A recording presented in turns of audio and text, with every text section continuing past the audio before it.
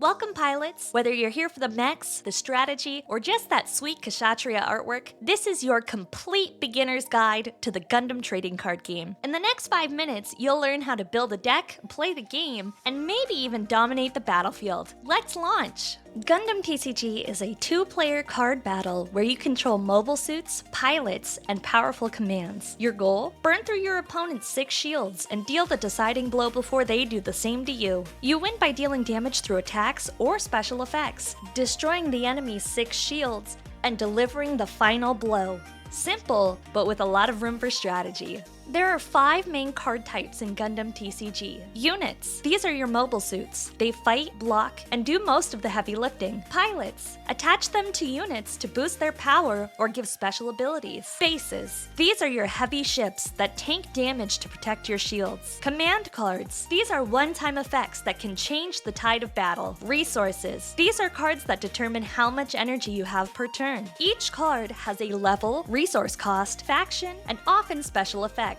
Let's get your battlefield ready. Each player brings a 50-card deck. You can have no more than 4 copies of any card. You can also have no more than 2 color types. Additionally, you'll bring 1 EX base, 1 EX resource, 10 resources, and any additional token cards as needed by your deck. You may also want to bring a small pack of dice for tracking your damage. Let's get started.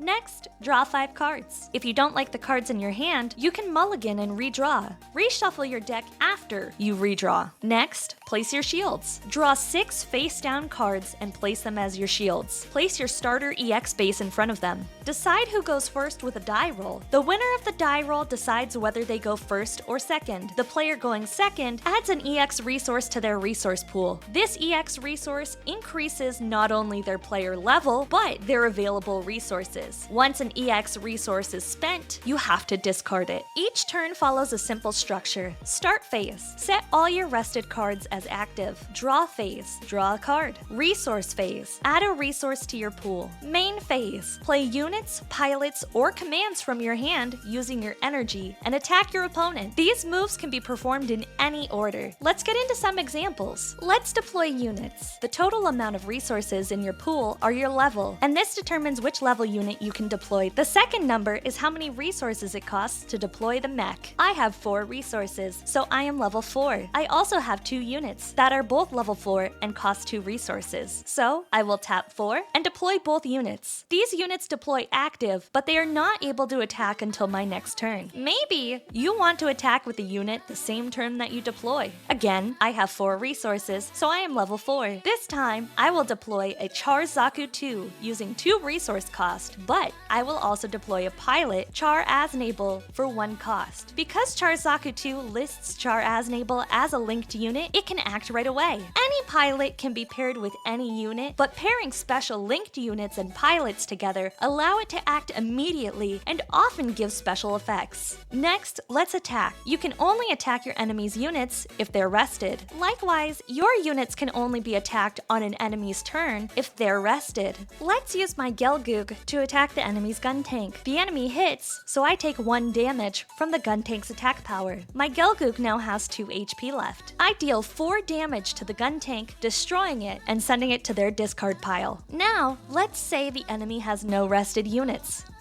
I can't attack their units, so I might as well hit their base. Their EX base has 3 HP and 0 attack power. I will attack with my Gelgoog, dealing 4 damage. This destroys their base, sending it to the discard pile. Next, I will attack their shield with my other Gelgoog, bursting it. They reveal the shield to the table before placing it in the discard pile. Sometimes, shield cards will have a burst effect. This effect takes place immediately. For example, I burst the enemy's shield. They revealed a base card. Lucky, the base immediately gets played, and they place their next shield into their hand. There is one other scenario that can occur while attacking. The enemy has no rested units on their field, so I choose to attack their base. As I swing for their base, they activate their Zawart and block my attack. This unit has the blocker tag, which means the unit can choose to take the damage of any other potential attack. So, instead of 4 damage to their base, I deal 4 damage to their Zawart, destroying it, and take 3 damage. Now let's look at commands. They can be played for surprise counters, buffs, or damage. Commands with the main tag can be played on your turn, but commands with the action tag can be played at any time during the game as long as you have the available resources. You can play around with the order of your commands and attacks to trick your opponent into making bad moves and giving up valuable units. Now for end phase. You resolve any effects that activate at the end of the turn. If you have more than 10 cards in hand, discard cards to return to 10, then pass the turn.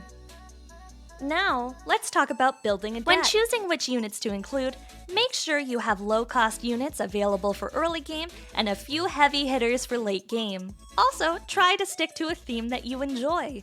Earth Federation blockers, Xeon Swarm, or new type synergy, the options are endless. And that's your launch sequence, pilot. Grab a starter deck, find a friend, and enjoy the fun that is Gundam TCG. Hit like if you want more Gundam TCG content, and subscribe for all mecha fun, including Gunpla builds, mecha break, and Lancer discussion. Until next time!